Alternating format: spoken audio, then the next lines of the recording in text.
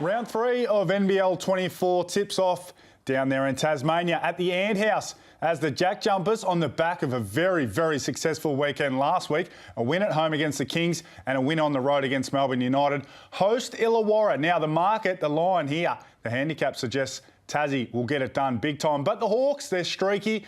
They can make some outside shots and keep this game close. But I'll take Tasmania to get the job done. I think they'll win on the home floor. Under 171, always take the under. And Sam Froling over 14.5. Enjoy the game. The Hawks and the Ants. Imagine what you could be buying instead. For free and confidential support, call the number on the screen or visit the website. Crawford, got it. Here's Crawford. Steindl for three. Big time hit from the captain. The JackJumpers defend the island for the first time in NBL24. Tassie aren't out of this game, but it is slipping away from them. There's no point trading buckets from here for Tasmania. This is game on, and Doyle's turning it on, knocks down another three. He's dragged Tassie in front. I love watching Milton Doyle do his thing. I mean, that's what it's all about. Okay, Gary. Going straight past. Throwing it down. Here's Robinson in the corner. Finally, for Justin Robinson. Lee's into the game. Sharpshooter. Bang. Knocked down. Milton got Lee. We are away to a flyer in the Hungry Jacks NBL.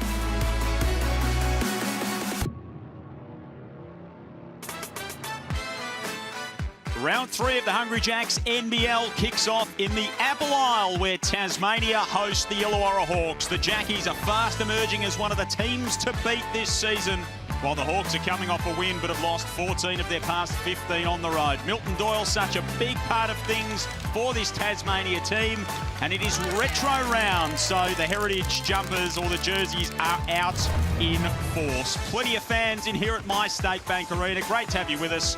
Joel Peterson with you as we take a look at our Mitsubishi Motors ladder heading into round 3. Melbourne United lead the way. Tassie 2-1 after 2 wins last weekend in 4th.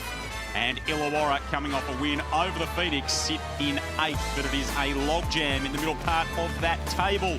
Southeast Melbourne star Mitch Creek is with us, so too Pete Pooley. Pete, should be an interesting contest. Yeah, looking forward to this one, Joel. The Hawks coming off a really good win against the Phoenix. They scored a heap of points. Defense, we'll talk about that as it goes on. But this man right here, Scott Roth, talks about defending the island. They've already won one at home. They want to not lose here all season, ideally. And gone are the days of the underdogs for the JackJumpers. They are legitimate title contenders, and they look really good with Milton Doyle leading the charge. Absolutely, they do. Creaky, he's an absolute weapon, Milton Doyle. He had 14 in the last quarter against Melbourne United on Sunday afternoon.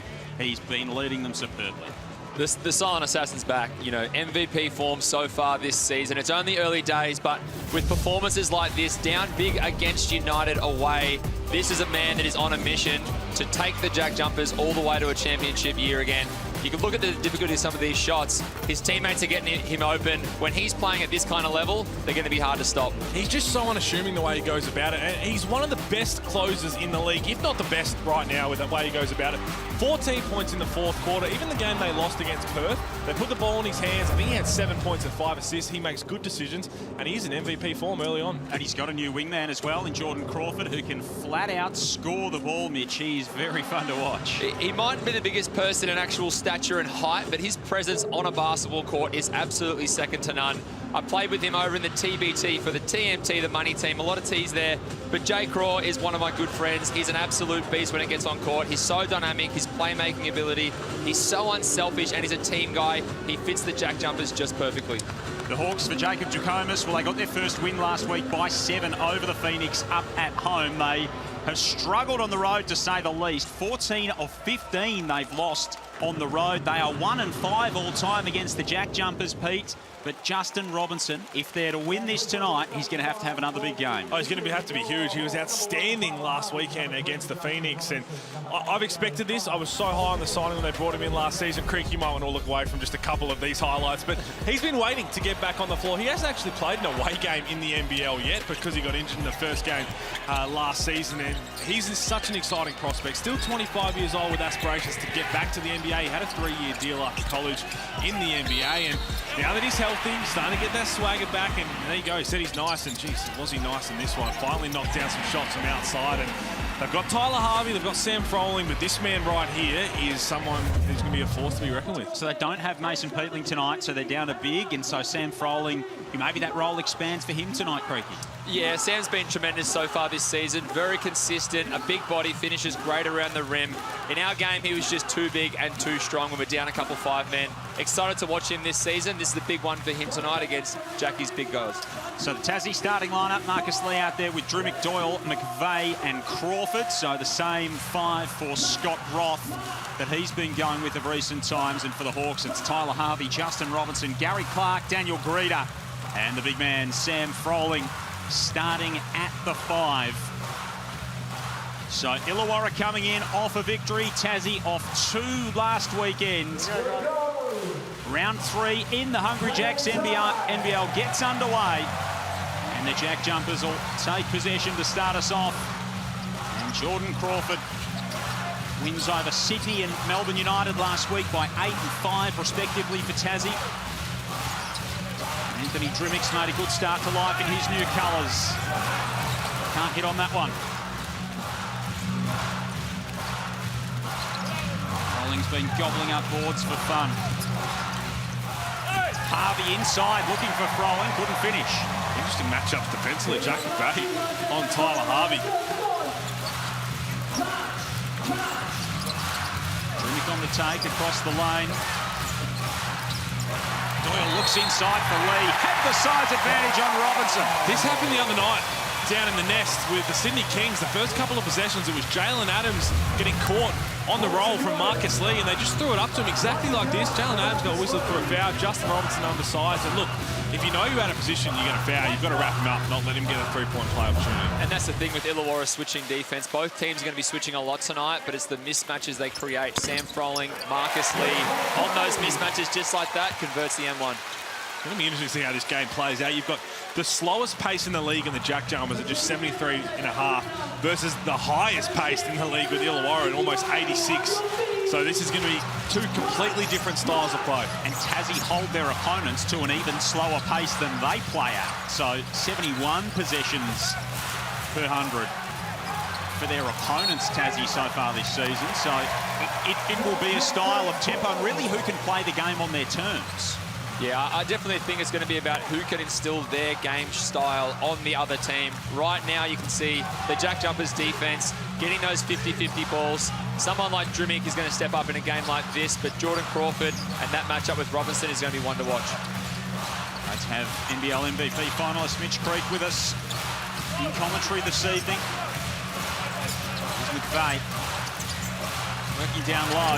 Froling came across to help, but he was a little late. We saw what Justin Robinson was trying to do. Got mismatched and wanted to get out of there. Already picked up an early foul. Didn't want to pick up another cheap one, but just a bit too slow with the communication in the switch. Jack McVeigh, doesn't matter how unorthodox it looks, he practices all those types of shots. Good enough to knock it down and get the first couple of field goals. Some good defense from Lee on the other end. Promising start for the Jackies in front of a big crowd. There is the second foul. There is the second foul on Justin Robinson, so he's going to take an early seat here. And he's trying to call off Jacob Jackomas, but I just don't think there's going to way he's going to win that. 2 fouls in 2 minutes. He's going to have to come out of this game, you think. Yeah, it's going to be pretty bold if he doesn't come out right now and the sub gets made. Well, here you go. Have a look at that. The sub was supposed to come in. Lonnie's the ball was supposed to come in, and Justin Robinson had one last case to plead. I tell you what, right now, if you were a JackJumper, you were trying to get Justin Robinson switched on to something, pick up his 3rd foul, because then he's sitting for likely the rest of the first half. Nice appealing from Justin Robinson. Drimmick can't handle the pass. As someone, I think it was 55% of Supercoach coaches brought in Justin Robinson, myself included. So we're happy that he's still on the floor. Yep. The word before is, Pete, you cut me after round 1, so we're going to have a bit of a Barney at half-time. I did tell you that. Too expensive, mate. Here is Robinson outside the Clark. Can he get going? Been a little quiet early, Gary Clark. Got the NBA experience, and I don't think they're too worried about him. Was really sick in the preseason. Was bedridden until the day of their first Blitz game and had to roll out there and just try and get some match fitness. So still trying to figure things out within this new team of his. 26 minutes and 8.5 points through his first 2 games, but we know the pedigree and the experience is there. Beautiful move from Lee. It's great to see Marcus Lee back in form like this. The turnover Drimick rattles it in. That's what you can't do when you're playing on this floor. Jack Jumpers want to turn you over. They want to make it really hard on the offensive end. Oh, Harvey tries to settle it down and rolling big brick ball, but that first shot from Tyler Harvey, he can get that at any point. When you're playing the Jack Jumpers on their home floor, you have to execute. They're going to make you really execute on that end, and if you don't, they're going to make you pay. Speaking of execution, McVeigh almost. I think with Robertson right now, that second foul plays a part of what happens defensively. They were switching early, now they're in more of a show and rotate. As you can see, the Tassie Jack Jumpers are making them pay right now. Robinson is going to come out of the game.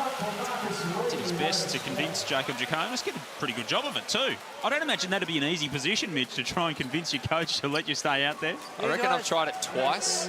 One time I got a foul directly afterwards on the next possession, and we both looked at each other, and I reckon that was almost the time I said you were right and I was wrong, and that's really hard for me to say sometimes. But even if Justin Robinson wins that battle, he's not going to be at his best defensively because he has to be extra cautious for the next few minutes because Tasmania are aware that he's got 2 fouls. So even for that reason, you have to sit him. Here's Doyle from downtown. He's just so good. Milton Doyle shooting the 3-ball at 33%. Last time he played the Hawks, he had a career best 10 assists. He can do it all. Lifted his output this season. Harvey's got plenty of tricks and he draws some contact. Take a look at the Harvey Norman replay of the MVP candidate from the Jack Jumpers. For Gary Clark, you just cannot have your hands by your waist. The way Milton Doyle's playing, you've got to try and crawl up and in, but as I said, the way that he's playing, there's not much you can do. He's going to get to the spot he wants, he's going to rise up, he's going to make a good decision. Well, Harvey, an 80% free throw shooter. There's the gap back to 9. Played 33.5 minutes a game last season. He's just not going to have to shoulder that kind of load again this year. I think it's tough on any player that has to play high lows, and when you have such a star like Robinson out, it's going to make life a little easier for him, and once that dynamic picks up, they're going to be a very dangerous duo. Rizlovic does a good job to keep it alive. Crawford makes his move. That's a hard man to stay in front of. Rizlovic back to Crawford. Oh, terrific off the glass. I mean, how's the patience? John Crawford had a mismatch with Gary Clark. He said, come have this dance with me. They didn't force anything. He could have had a free throw, mid-range jump shot, but he saw Lockie Olbrich guarding him and got downhill, and in the end, they get a layup. They're getting whatever they want offensively. Young Lockie Olbrich getting some early run without Mason Peatling. Couldn't finish on that occasion. Jackies can push this beyond 10. Not quite for Doyle. Harvey.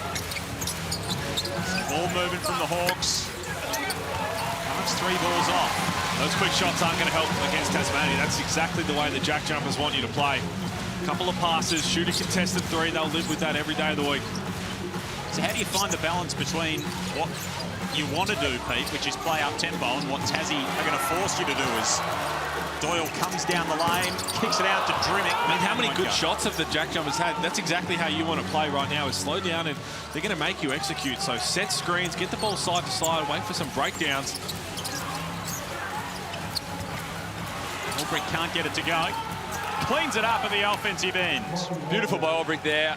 Understanding that he's got the size, the patience, he's got great touch on both sides of his body. Speaking to him during the game, actually, last time, had a little word to him about just having that confidence he had in the preseason because he's such a talent, and this league is definitely something that isn't his home, but it's going to be a past thought for him when he goes to bigger and better places, I think. What were your impressions of him going head-to-head? I think he's got the body, he's got the size, he's got the touch, he's nice and silky. You know, he's got a good handle, he can shoot the ball pretty well. But I think it's just confidence now. Going into a team where there's already some big names there, some good locals, some great imports. Someone like him just needs a confidence, someone to tell him that he's great and back him into every situation. So 8-point lead. This is interesting. Obviously, with no Mason Peatling, he's out. We saw that. Got the nice hit, but Sam Froling and Lockie Olbrich on the floor together. Here is Olbrich. He's got Deng to deal with. Took Deng Rattles that one home. Great to have Kelsey Brown courtside with us. Kelsey had the chance to speak to Lockie Olbrich before the game, and of course he's got plenty of eyes on him at the moment, but he seems to be handling things pretty well. Yeah, we spoke about his outstanding performances in the Blitz. We spoke about how the NBA prospects might have some eyes on him now, and he said that that's really exciting for him, and it's a dream come true for him to play in the NBA. So hopefully we see him perform today, and that's something that we see him at in the future. It'll be a surreal thing if you look at a kid in his position with the way it all started. I mean, he had a fantastic NBL 1 season as well, and kind of went from an unknown prospect. We came into this year with all the unbelievable next stars we have and some other exciting prospects like Ben Henschel and Taron Armstrong. And then he's come in and kind of put himself on the map with the way he played in the Blitz. So he's gone from being unknown to in NBA mock drafts in the matter of a couple of weeks. You talk about great off-season recruits. Unbelievable signing for the JackJumpers. Yeah, you're right, Pete. Obviously, when someone comes in and they don't have a big name, they don't have all the voices about them at a young age, sometimes that's enough of a fire to say, you know what, now I am getting better. I am getting more experience, and now it's something that can really be not a dream anymore, it can be achieved. So Majok Deng makes it a 12-point game. Tassie lead 19-7 out of the blocks. Joel Peterson, Mitch Creek, Pete Hawley with you. Kelsey Brown is courtside with us. Tassie taking on Illawarra to kick off round 3 in the Hungry Jacks NBL. It's a big news night in the NBL as well. The Aaron Baines tribunal hearing is underway, and we can go to the best newsbreaker in the business, ESPN's Olgun Julic, for an update on that. Olgun. Hey fellas, yeah, the tribunal is underway right now. Aaron Baines is sitting in front of a single-member tribunal. Initially, media was invited to be a part of that and to witness the tribunal. There was a backflip by the tribunal chair late in that process, and so we're no longer part of that. We will be waiting to see what happens. But basically, that tribunal is looking at the incident that happened last weekend. It involved Aaron Baines, it involved Adam Ford, and Lat Mayen. Now, Lat Mayen has already been charged. He was suspended. That was reduced to a fine with an early plea, which he took. Adam Ford was cleared of any wrongdoing for the incident. So this is eyes on Aaron Baines, what happened at halftime, the physical altercation between him and Ford. That is the case he is defending, and we should have an update, an outcome at some point later in this game. Good on you, Olgun. Thank you. We'll stay close to that story as it comes to hand. It's an interesting one to keep an eye on as the course of the night unfolds. Yeah, it's obviously been on everybody's minds, and it's been on social media and everything throughout the week. And again, this is part of the process. And the couple of things that I have said on talking about the NBL Now podcast is, in hindsight, I would have loved the referees just to go and have a look at the whole incident on the floor. I think that kind of would have deflated the situation at the time potentially, and everything else. We just have to be, I think, patient with whatever the outcome that happens and not make emotional sentiments at the time. I think there's no particular party in it that's covered themselves in glory. There isn't. Again, that's why I know it's taking a little bit longer to have to get security footage and everything, but until the tribunal is done and the outcome happens, I think we should all best just wait for that. Absolutely. AJ Johnson getting some run. The next star for the Illawarra Hawks is in there as Robinson hits from the baseline. I like this. They've been struggling for some energy. AJ Johnson yet to hit the floor, exciting prospect, part of the Next Stars program. You throw him in there and say, hey, I need you to come in and spark something on either end. So I'm trying to get up and in defensively. Olbrich running the break here with Robinson, who loses the ball out of play. Kelsey Brown was listening in to Jacob Jackomas at that timeout. What did he have to say, Kels? He was quite unimpressed with the start, to be honest, and I'm not surprised. He said it's too easy in the paint. They're getting downhill way too quickly. So I think a big focus on defence from now on. And that's why I think it's a great idea to bring in AJ Johnson. You kind of say, look, you're fighting for some minutes here early on in this season. I need defense right now. I need energy. If you're going to bring that, you can slowly work your way into that circle of trust and get consistent minutes. Gives him a chance to prove himself, doesn't it? 19 seconds late in the game against the Phoenix the other night. Here's Crawford in the corner. Bang! That's going to be the big watch on him, whether he can consistently knock down that three ball. Having played with him, Mitch, do you think he's got it in his arsenal to keep knocking them down? Yeah, he definitely does. He's a very confident player. He trusts his abilities in all parts of the court. Sam Froling goes to his right for the easy two. Happy for him. But Jordan Crawford, he does everything, and he's a patient player. He's not going to rush it. He just takes what's given to him. He understands the time, the tempo, the mismatches, and as you can see right now, this is an island I do not want to be on anytime soon. Step back from Crawford. Not quite on that occasion, but he Makes things happen. Part of that TNT money team, his mentor, and he calls him his uncle, Floyd Mayweather, as Robertson knocks his second shot down there in a row. Floyd Mayweather, was he around the TBT with you? Oh, I'd love to say we did some sparring sessions, but that would have been an absolute fallacy of my skills. He came to one of our games in Puerto Rico, sat courtside. As he came in, it was about second quarter. The game essentially stopped. The whole front row was cleared. His entire squad came in. There's about 20 or 30 of them all sat courtside. So pretty cool for some of the boys. Was able to kind of see him there and play in front of him. So pretty cool moment. Yeah. The way that Jordan Crawford and Floyd Mayweather bonded over the last few years, and he wants to get him down to a game. He's got the jersey sorted. Absolutely, and someone that he talks to after every game. Talk about those mentors who watch every single game. Obviously, it's not a great time for people in the States to tune in, but he gives him advice on everything in his career and off the floor. Going to learn more about Jordan Crawford in a halftime feature as well, so make sure you keep an eye out for that a little bit later on. A minute and a half to go here in the opening term. Froling gets to his left hand but can't hit. Left that a little bit short. Tassie's led by as many as 13 early doors here. McDonald goes for a slide. He took a hit. Ball's wrenched free by Blanchfield. Johnson's got a chance in the open court. Froling. Blanchfield on the drive. Starts on the defensive end for the Hawks right now, and great minutes early on for AJ Johnson. This is going to do his confidence a world of good, the way he's come in and just how do they impact defensively. He's getting in the lanes, he's getting on the glass.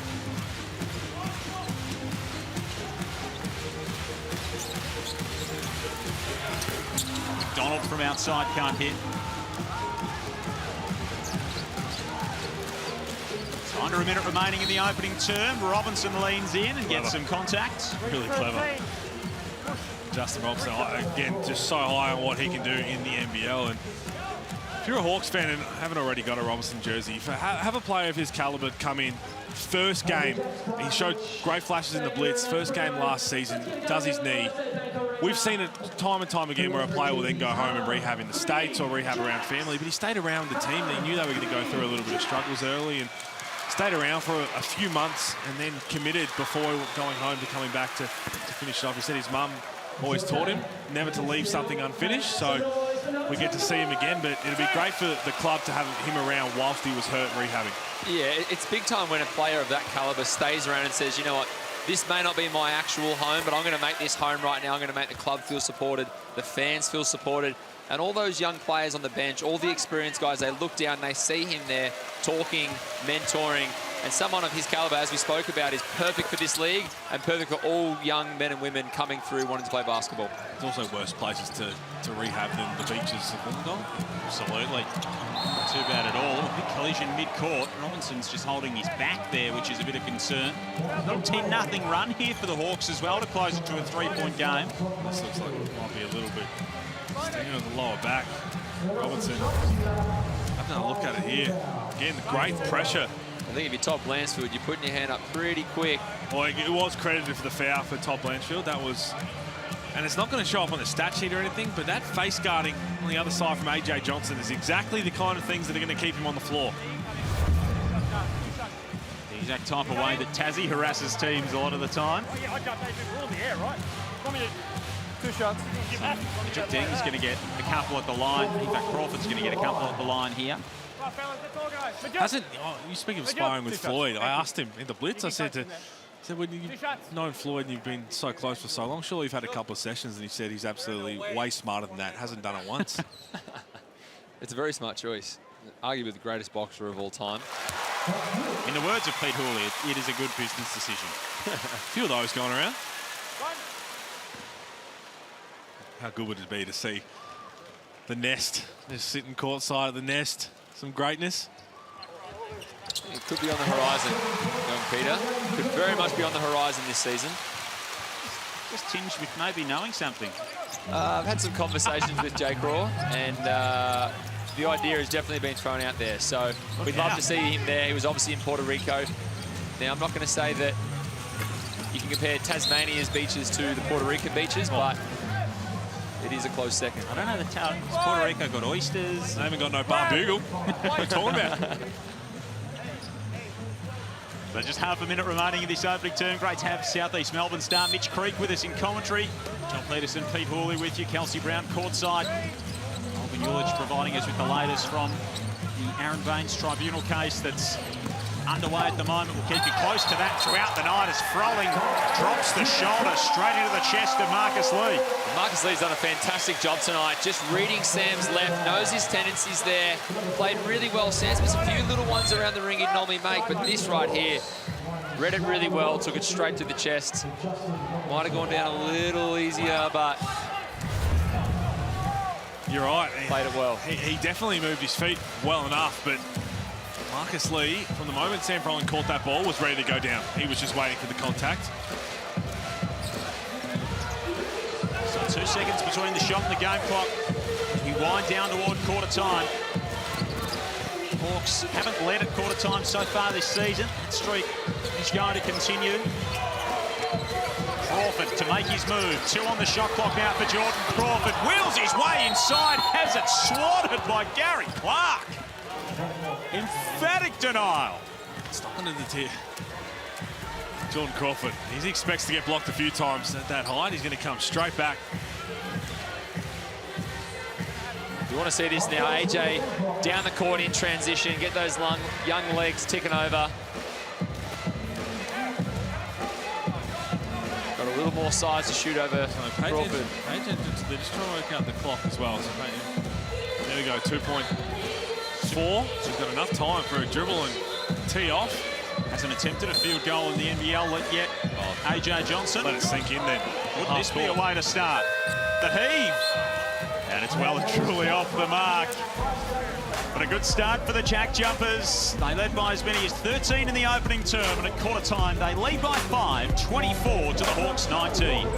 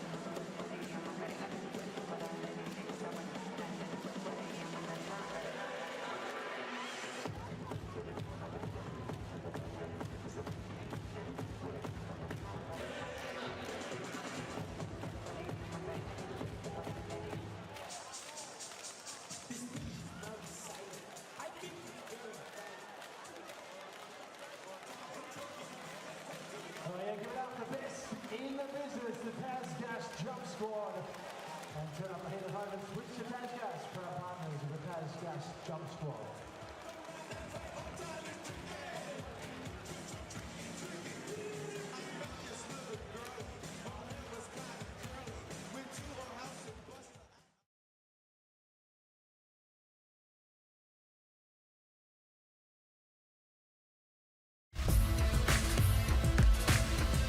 Promising start for the JackJumpers on their home floor in Tassie. 5-point lead as they tip off round 3.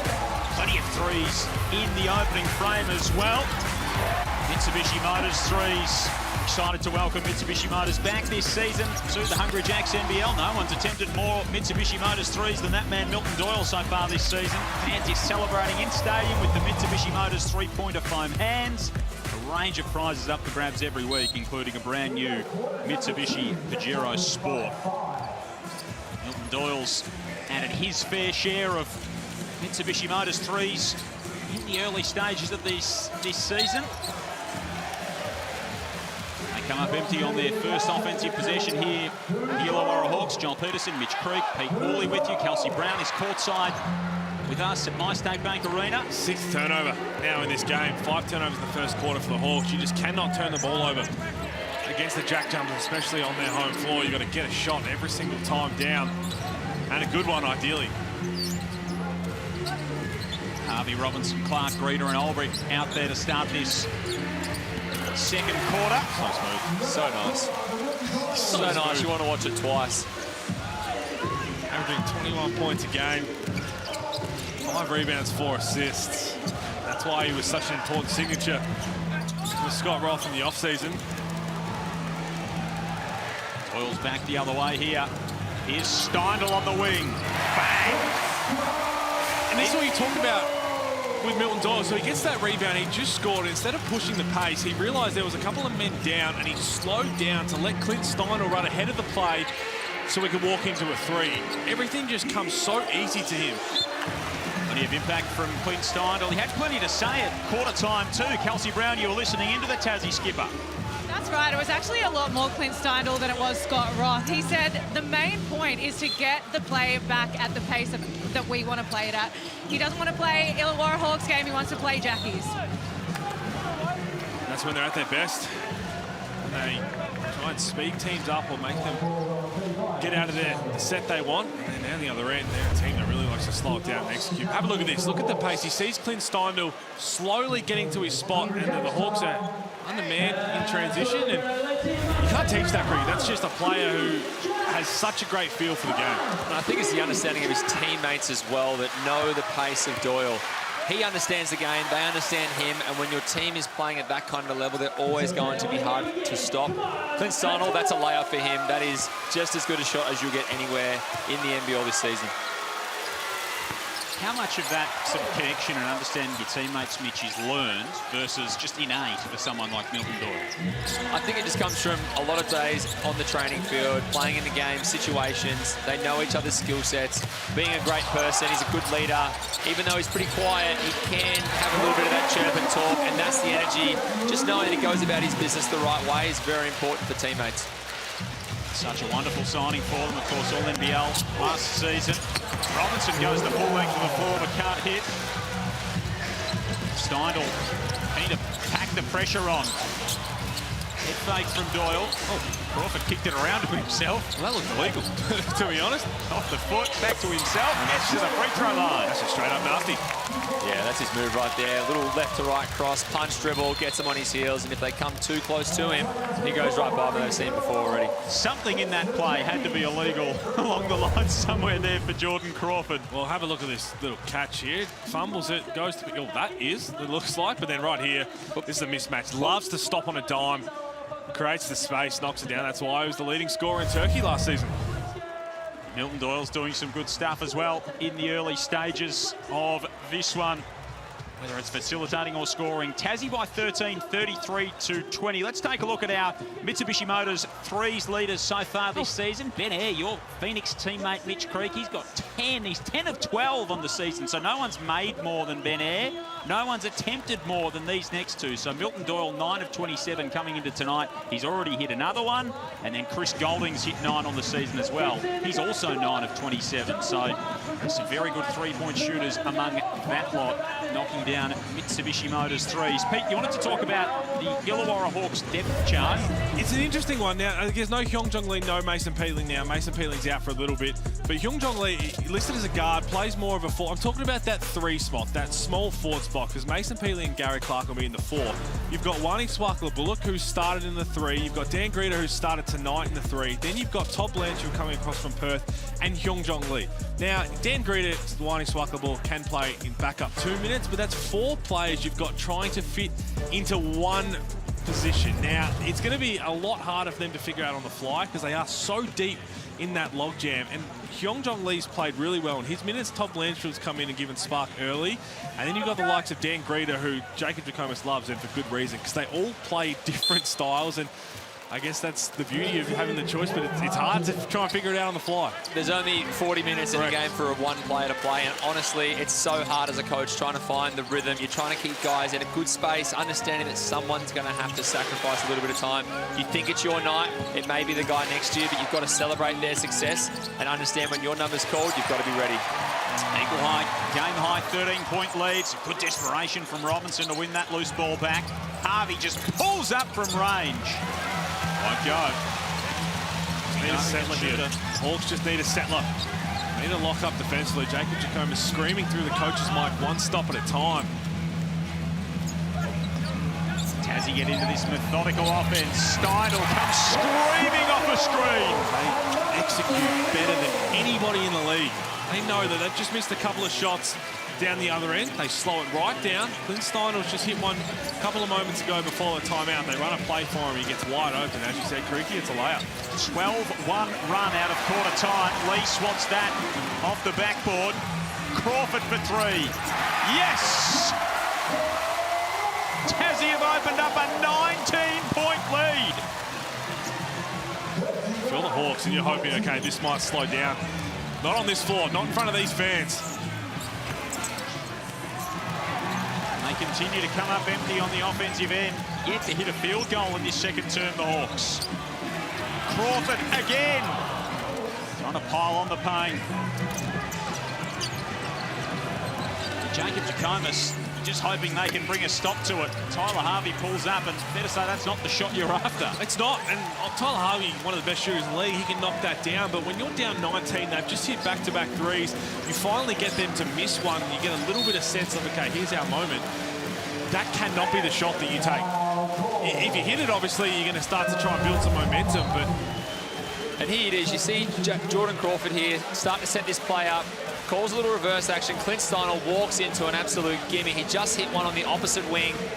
That is an absolute layup, as we spoke about before. Once again, executes perfectly for the JackJumpers. That's Tyler Harvey trying to chase Clint Steindl. When you create that separation from the minute that Clint Steindl turns into a sprint, he's got to be screaming to Gary Clark to switch out.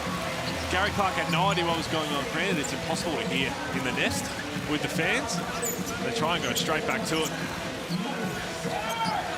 Ended it well that time. Now Drimmick's got a chance. McVeigh, in fact, likes his matchup against Clark. You've got to stop. You've got to get a good look. And it's tossed away. It's not going to do it. So here, Jacob JackJumpers just saying, let's just settle. Robinson scratching his head. Now that is incredible work from the audio guy just there. Just was a, just timed it just a step ahead. He knew what was coming there from Jacob JackJumpers. Oh, beautiful feed. Lovely dive inside to Krislovic. 21-point lead. The lead bigger than the Hawks score.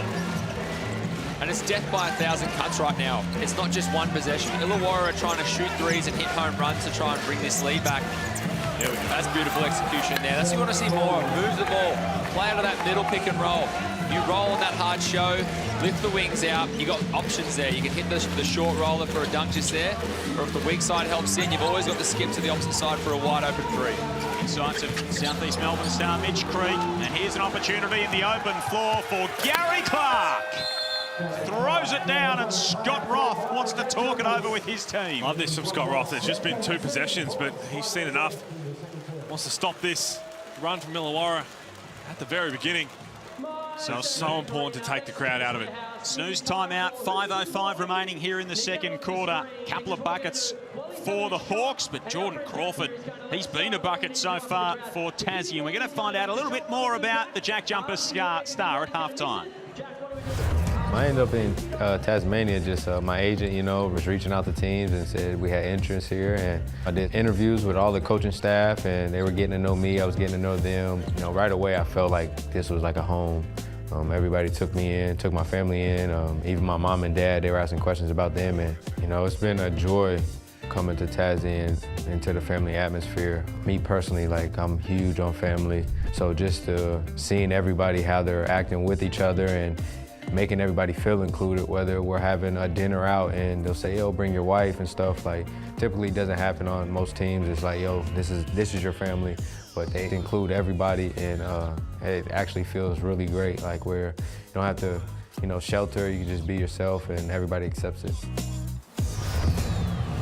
A lot of teams, a lot of clubs talk about that family atmosphere, but probably none more so than the JackJumpers and what Scott Roth has created. And if you haven't seen it, when we spoke to Scott Roth earlier at the Blitz, the way he recruits and he goes after family men, he goes after family people who have those relationships, because he likes to think of everybody as a giant family. It is a beautiful thing, and it's an interesting way to recruit, but it seems to work for the JackJumpers. It certainly is, and it's one of those things, people don't understand how hard it really is to move to the other side of the world. You're playing basketball is a huge expectation as you are, quote-unquote, an import, a guy to come in and boost the team and be a major star in a major league. As the JackJumpers just keep pouring it on. So it's hard to move overseas. It's hard to live away for 10 to 12 months at a time. Sometimes you're in foreign countries. You don't understand the language. It's a beautiful place in Australia. Scott Ross done an amazing job recruiting amazing players. Done a great job out of the timeout too, Tassie. A 3 for Jack McVeigh, and then a turnover forced on the other end. That's why you call it timeout. Scott Roth and Jordan Crawford, I mean, Cricky, you obviously played alongside him, a terrific person, and it's unbelievable to hear him talk about how many teams look over him since he turned professional for his height. Actually signed with the Harlem Globetrotters when he left college, but it all fell through over that next year and he couldn't do it. But he still put pen to paper. That makes you a Globetrotter in my eyes. I think right now he's made a very good decision. One of the most elite players in the world at the moment. Obviously, you know, a leading scorer overseas in international competitions, coming to Australia, having a huge impact on the NBL so far. And when teams watch him play live, I think everyone's going to fall in love with him. There's questions about how he fit in Scott Roth's system, and he's answering all of those. He's got 12 points to lead all scorers. Doyle trying to play catch up to him. Gary Clark's had a good couple of minutes. Block on the defensive end, getting involved on the boards. Blanchfield, Clark, Harvey, Froling, and Swakala Bullock out there for the Hawks. It's not a bad shot. I don't mind that from Gary Clark. Unfortunately, he's just having trouble knocking it down. Just 2 of 12 on the season. Shot 32.5% in his NBA career, so he can knock it down. McVeigh's left wide open and a beautiful finish. Acrobatic finish from Jack McVeigh. Oh, and a turnover and a foul here is going to go to the line. Hurts. You talk about death by 1,000 cuts, Greg. You can't do this against the JackJumpers. Okay, you missed a shot and you have a miscommunication on the defensive end. Look at this lane from Jack McVeigh, because Swakala Bullock and Gary Clark both went with Milton Doyle. I know Milton Doyle is very good, but you've got to make sure that communication's right, and then they turn it over immediately after. And it's 2 like-sized players there. It's a simple curl action off a high screen, off of a flare. Watching 2 guys go to the ball, that's an absolute daydream for Jack McVeigh. Just had a look at his shot, got his shot blocked. This time gets on the ring. And the nice acrobatic finish from the big fella. We were talking before about Scott Roth's recruitment, and how he likes to put it is he goes after those family people who are in long-term relationships or they're married with kids, because he had to spend time away building his culture without his family, so he sees everybody in his family as his own. That brought to my attention that in that new Beckham documentary, that Sir Alex Ferguson, one of the greatest coaches and managers of all time, had a very similar style of the way he liked to recruit. And now I've got to ask Rothy that, because if he's tapped into one of the greatest of all time to try and emulate that, then you clap your hands. Otherwise, it's just 2 great minds coming together with the same thing. Do you think at some point in their careers they sat down and had a hoagie out back together? Oh, Sir Alex Ferguson would have a few, you would think. I'd say so. I reckon he's got a nice little hidden stash somewhere. That's going to be trouble there, Sam Foley. I don't know whether he was joking, sorry, but I asked Scott Roth about when he did recruitment as well, and he said part of the initiation, if you want to be a JackJumper, you've got to smoke a cigar with me. And I laughed, and he kind of gave me the impression that he wasn't joking. He takes his cigars very seriously, Pete. Very seriously. I sort of got the vibe from Sir Alex Ferguson he was more like a pipe man. Yep, I can see that too. 3 minutes remaining here in this second period. 22-point lead for the JackJumpers. 4 or 5 points the margin at quarter time. They've run away with it here in this second period. Doyle looking for Drimmick. Oh, there's options everywhere for them at the moment. Just pick your poison. And then they get the offensive rebound. The patience to get that down to the last second. And you get a wide open look. Harvey in the corner. Might have had a foot on the line. Yeah, long 2, but lockdown from Tyler Harvey. They just need to focus on getting 1 stop at a time right now. Work to do here in this second half for the Hawks. That is absolutely for certain. Can they chip into this before we go into half-time and come up with a couple of stops? Blanchfield and McVeigh banging bodies. Froling with another rebound. He's got 6 in that category. Stops and props. Quite hit. Seems to play such a big part in things this season, Sam Froling for the Hawks. Doyle, quick release. Might go on another offensive rebound. And another opportunity for Sean McDonald to knock it down. That's one guy you don't want to leave open. Absolute sharpshooter. He's got the hot hand all year round. Last year he was around the 50% mark for a majority of the season. This year it looks like he's continuing that form. I know his numbers are down overall, but had opportunities to go and get a full roster spot elsewhere. Was very happy in Tasmania, so re-signed as a development player. Will be elevated as Milton Doyle just walks into it. That's a layup. This is ugly. If you're an Illawarra Hawks fan, and then the energy after that turnover just got zapped out of it. Milton Doyle just strolled into a 3. 11 turnovers for the Hawks in this opening half. They are shooting 35% from the field. Swaka Bullock can't collect. The Jackies are shooting 54%. They're 43% from downtown. It's been the Scott Roth Basketball Clinic Thursday night here in Tassie. Tassie just saying right now, we're going to load up on the absolute stars in Sam Froling and Tyler Harvey right now. We're going to make everyone else beat us. Another wide open look. They've dodged a couple as well. And again, we talk about difference in pace and play. Illawarra are the fastest team in the league, and that's exactly why. They come straight down, launch up a 3. No, it was a 2-for-1 opportunity. And yes, this is shot clock orientated, but this is the way the two different teams play. Tassie will slow it down unless they've got a wide open opportunity in transition, whereas Illawarra want to just speed it up.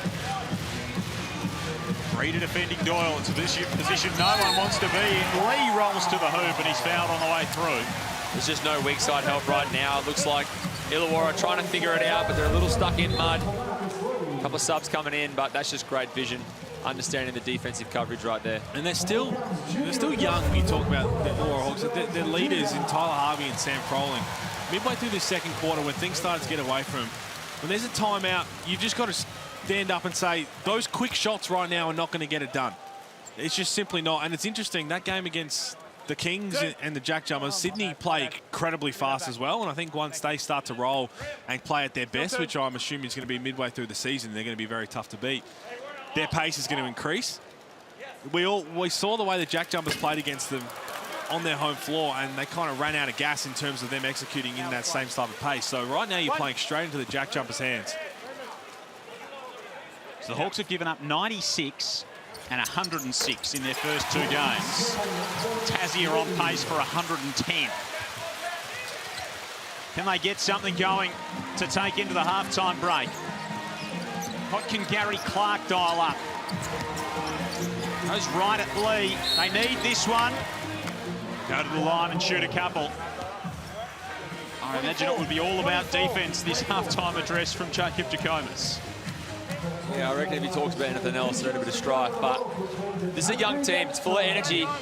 You just got to find a way to spark it. And this can turn around. You can go down 30. You can always go up 30 and a half as well. They need the confidence. They need to believe in each other, and they need to fight for it. So 31 points to 9 so far in this term. Gary Clark rattles the first free throw in.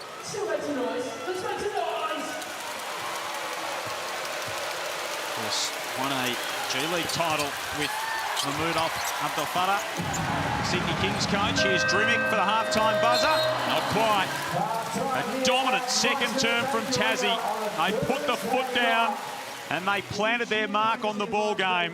They outscore Illawarra 31-10, and they take a 26-point lead into the long interval. 55-29, the JackJumpers ahead. That's as dominant a second term as you will ever see. Let's go courtside. Kelsey Brown's got Marcus Lee. An unbelievable first half. What's impressed you the most out in the first half?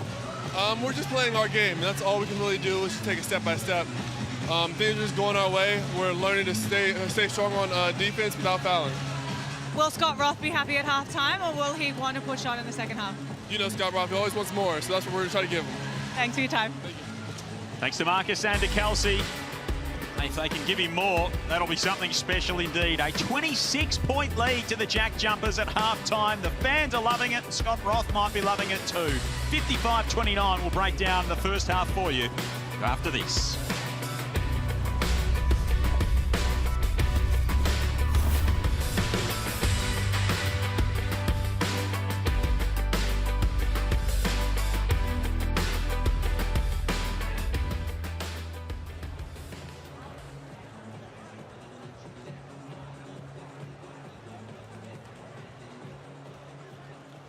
State Bank Arena, it is half-time, and all thanks to our principal partner, Spirit of Tasmania. It is time for Ship, Tack, Toe, which is basically noughts and crosses with a bit of a basketball spin on it. Tonight, it's a little different as well. We've got two couples. I hope you're couples. I didn't check that. Let's assume so. What we're going to do, one versus the other versus the other. We're going to have 3 heats, all to win a Spirit of Tasmania $500 voucher. So over here to my right, Antonio and Leah, how are you both? Are you both freshly married? Is that right? Yes. Come on, Antonio. I'll ask that again. Are you two freshly married? And happily. We've got a better answer there. What about over this side? We've got here Stuart and Amanda. How are you guys? Good, very good. Big JackJumpers fans. And how do you go, most importantly, Amanda, with basketball and layups? Not great. Well, that's great we chose you. We're about to find out. So what we're going to have Antonio here and Stuart. You're going to go first. Ladies, if you can just come to the back. So what you have to do is dribble up your end. You're going to go this way, Antonio. Stuart, you're going to go that way. Dribble up. You've got to get the ball in. You come back, grab a piece off our JackJumpers squad here. Put it on the mat. First person to get all 3 in a row, all the most at the end of the time, wins. Make sense? Jump over that side, Antonio. You go over there. And you go here, Stuart. You're going that way. And you're going that way. All right, my side back arena. Don't go the wrong way, Antonio. Make sure you go that way. Ready? Everyone, my side back arena on 3, 2, 1. Let's go! Let's get behind them. You got to get the ball in. You have to get the ball in. Great work there, Stuart. Come back, Stuart. Antonio battling down here a bit. Let's get behind him. Oh, we've got one piece on there for Antonio. Stuart, let's go. Let's go. Good work, Antonio. Stuart, get your second piece. Oh, no, you've got to get your piece. You've got to get your piece. Put it on the board. Blocking.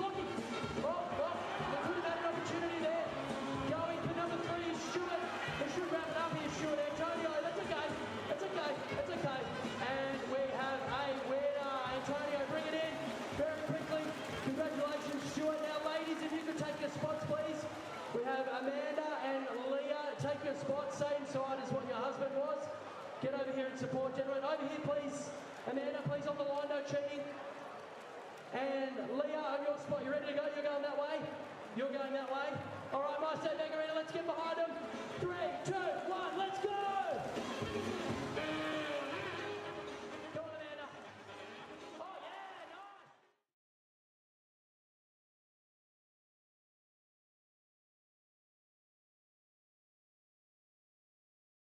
nice. I'm Jordan Crawford. I'm from Cincinnati, Ohio. I've played in the States for a couple years. I've been in Europe, Turkey, France, Germany, all over. I started playing basketball when I was like 3 years old, 4 years old. I always said I wanted to be a pro. I have letters when I was in the 4th grade saying I want to be a pro basketball player. And you always say it, but I don't think it really hit me until like I was probably my senior year of college, honestly, that it was a strong possibility. Yeah, I think my style of play has always been, like, since I was little, always trying to put on the show, and my dad would always say, like, if you want to do it in the game, you can do it, but just know if you mess up, like, you're going to deal with the consequences. So it was kind of, you know, I'll deal with the consequences, and it kind of gave me the confidence to just always be myself, and then as I grew up, it was just, I'm going to play how I'm going to play and see if it works. Yeah, I've always been counted out my whole life.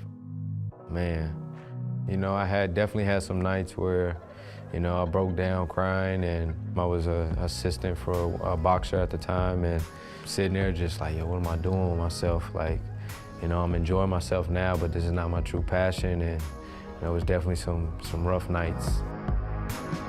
Knowing you can compete with these guys that are playing, and it definitely was a struggle during that time mentally.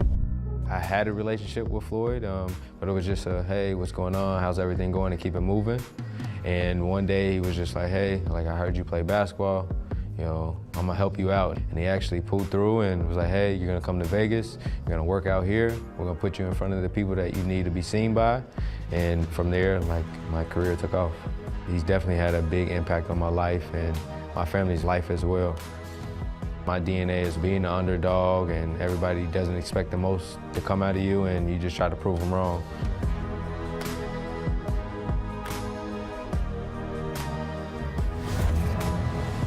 Well, he's a great character, he's a great player, is Jordan Crawford. He's having a real impact for the Tasmania JackJumpers. He's got 12 at the half, and Tassie lead by 26. Joel Peterson, Mitch Creek, Pete Hooley with you. He's the focus of our halftime highlights, Jensen, with good reason. Yeah, he is. Take a look at these Hungry Jacks highlights of Jordan Crawford. Just so exciting. And what impresses me most is he comes off being a leading scorer in Turkey, which is a pretty tough league, and he still hasn't forced anything. He's still trying to find himself in this team and in the NBL. And that right there, that's his signature move. When he looks like he's trying to get downhill, he just stops on a dime. And in the end, I think Illawarra's defence fell apart well and truly, and you can't let a player of this calibre feel comfortable out there, and that's exactly what he does right now, Creaky. Yeah, look, he's too hard to just stop in one area of the game. He controls the pace. You can see him in transition, calling those plays for Clint Steindl. He moves the ball, he passes very well, and when he hits that free ball, he's far too hard just to go with one person. As you have a look on the Blackmore shot chart, that little green dot around the free throw line, that's where he lives. He lives in the mid-range. The art of the mid-range is seemingly lost in basketball, except for Jordan Crawford. And there's no more talking about his height, because it is hard over height. We see that with him, and he's quickly becoming a fan favourite. Yeah, he is, absolutely, especially down there in Tassie. Another man who we know is a fan favourite. I think he's a fan favourite of everyone. Milton Doyle. He just continues to deliver. I mean, you watch his play from the start of the season so far. Offensively, we know what he's doing. It's the pace of the game. It's the poise. It's the silent assassin. He starts chirping in the United game. Right now, he's feeling himself. And in my opinion, he's the MVP of the season so far. Yeah, no doubt. And again, you think about chirping, he is silent. He doesn't like to say a whole lot. But in that fourth quarter against Melbourne United, he started having a little bit of things to say. And that might unlock a different level of Milton Doyle, which could be scary. But you see why he is so important to their success. He plays the right way. If you find a shot that he forces, point it out to me, because I haven't seen him force a shot since he's been here. I know 9 coaches that probably aren't too happy about the thought of a different level of Milton Doyle. That is a scary, scary prospect. Big news night in the NBL. Of course, the Aaron Baines tribunal case is still going. ESPN's Olgun Ulic can update us on the latest on that. Olgun. Hey guys, we currently don't have any updates. We're keeping an eye on this tribunal. Right now we're hitting the 90-minute mark of Aaron Baines sitting in front of that single-member tribunal. The feel that I get is that we should get an outcome at some point in the second half, and so when we do, I'll be right on top of that and I'll keep you guys informed. The update is that there is no update. We'll keep you close to that as we go throughout the night. Olgun will have all the latest as we get closer. A big deficit for the Hawks to make up. What can they eat into in this second half? Justin Robinson's going to have to be a big part of it. Tasmania 55 lead the Hawks 29. Second half is next.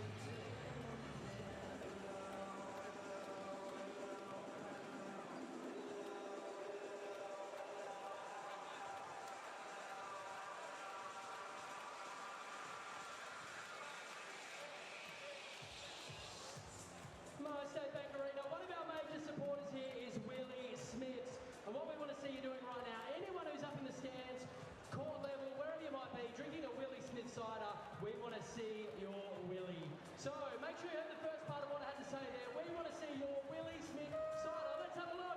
Everyone, get your Willie in the air. Let's see your Willie. Watch out there, Willie Smith. Oh, double Willie. Nice Willie. Can't believe I just said that. Anyway, let's see some more Willies. Where's your Willies? Hey, nice Willie. Let's see your Willies. Willie Smith siders are everywhere in the crowd. There we go. He's waving his Willie around in the air. Love it. There we go. Good. More Willies. Let's see your Willie. Ah, nice. Nice Willie Smith drinker there. That's nice. Nice and proper.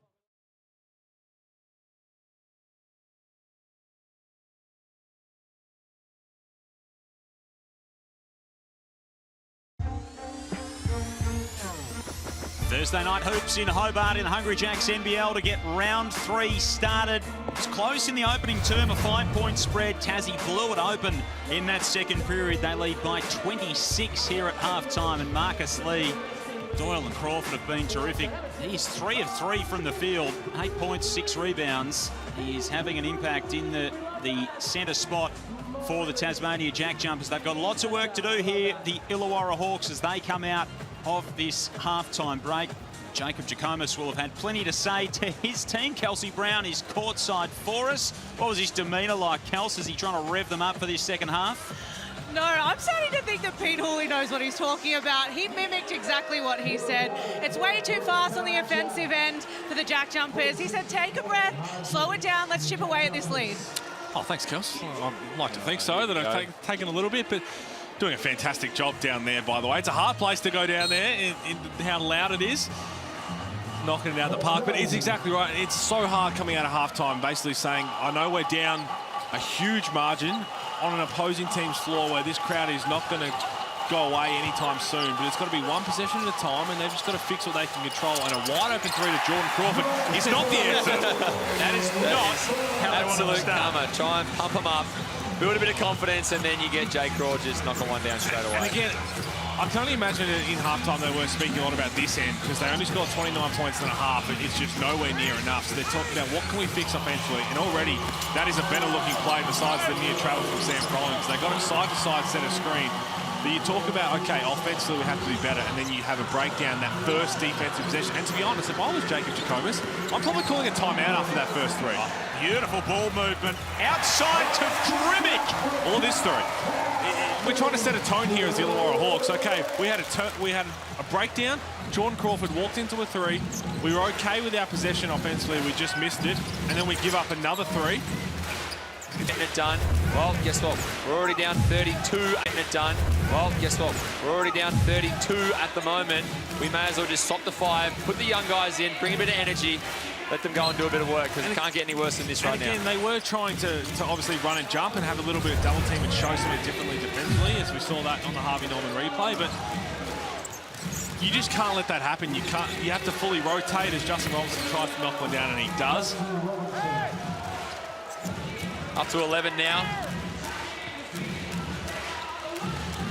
They have some kind of circuit breaker for the Hawks. Couple of 3s for Robinson in 2 across his opening couple of games. No level that he can play at. Breeder tries to provide some energy. That's the kind of spark they need. Well, it is, but if you actually listen there to Jacob Jackomas, he knew exactly what that play was. He was screaming at Dan Greeder to stand in front and deny the ball to Milton Doyle. Obviously know the scout. They look at what play call and everything. They knew exactly where it was going to go. Oh, boy. Crawford, McVeigh to Drimick. Tassie just whip it around. Doyle can't connect on the finish. They are doing as they please at the moment, the JackJumpers. Harvey, step back in transition. That's not the look you wanted. It's just not the offense. It's 5-6 seconds into a shot clock, walking down, no pass offense. Move the ball around. Gary Clark they need right there. Again, that's a good shot. Gary Clark struggled to shoot it from outside to start the season, but you put heat on the rim from Justin Robinson. It is semi-contested, but you catch it in rhythm. You're right, Creed. That first shot from Tyler Harvey, and there's an 8-second violation. So it's just one possession at a time. Don't worry about the scoreboard, just one possession at a time. Get a good shot, get a stop at this right here. See Marcus Lee slowly closing out. You're going to close out short to the way Gary Clark is shooting the 3 ball. He is just 3 of 14 on the season. Right now, okay, consecutive good looks. That's all you got to worry about. Harvey, Robinson, Clark, Greeter rolling out there. Start this second half for the Hawks. Clark trying to spin his way inside. Contested mid-range shot won't go. Seems to be aware that the shot clock might not always line up with the crowd. The ants in the crowd like to get a bit mocha with a couple of seconds early. Yeah, they're not working in your favour. An offensive foul here on Lee. And the defensive pressure from Illawarra has just gone up another notch right now. They're drawing a little bit more contact. They're hustling a little bit more. They're switching some of their defense. Even though it was a Hollywood special of acting performances. Draw the foul, you get possession, now you come down and got to execute again. Look, I'm #1 on the Justin Robinson fan club, but there's mayonnaise in that. I don't like that when guards jump in front of the bigs, and in the end, that's Marcus Lee getting a little bit of revenge back. He's frustrated, Robinson, isn't he? See it in the demeanour at the moment. Barking away there as he gets ready to inbound the ball. And to catch the ball to inbound it. Oh, I think that little bark has made him miss. Gary Clark is wide open underneath from that screen. Here is Robinson. He's got all kinds of pressure from Crawford and then from Drimmick. Now he puts it on the floor, gets inside, can't get it to go. And this is where, if I'm Sam Froling and Tyler Harvey, as the veterans and the leaders of this team, I'm going over to Justin Robinson saying, okay, you go on the free throw line, just take a breath. You're trying a little too hard to get things to happen in one possession. He's probably lucky he didn't get an offensive foul, but that's where you need your leaders to come in and say, we need you. We need you in this game right now. No matter what the scoreboard is, just take a breath, let it come back to you because you're way too important to this team. See Anthony Drimmick there, of course, new Jack jumper this season. He's made no secret of his championship ambition. And going to Tassie just adds some real toughness. And of course, a nice shooter outside, but he brings a lot to this Tassie lineup. He's a Scott Roth kind of player, I reckon. He definitely is. The beard of wonder, I love to call him. Drimmick and I played a lot of years together at the Institute of Sport in Adelaide as well. But he's a guy that just does all the little dirty work. Has a rip from him there by Clark. Oh, can't finish with the layup. Consider there. Oh, it just spilt out of his hands and did all the hard work. This is what you talk about. Two different styles of play. JackJumpers have a transition with 4 Hawks behind, and they just slow it right down and end up getting this layup from Jack McVeigh. Crawford splits the defense, and McVeigh knocks it in from downtown. That is beautiful JackJumpers basketball. Running out of ways to describe this beautiful style of basketball. Have a look at Harvey Norman replay. Jordan Crawford just playing with his food.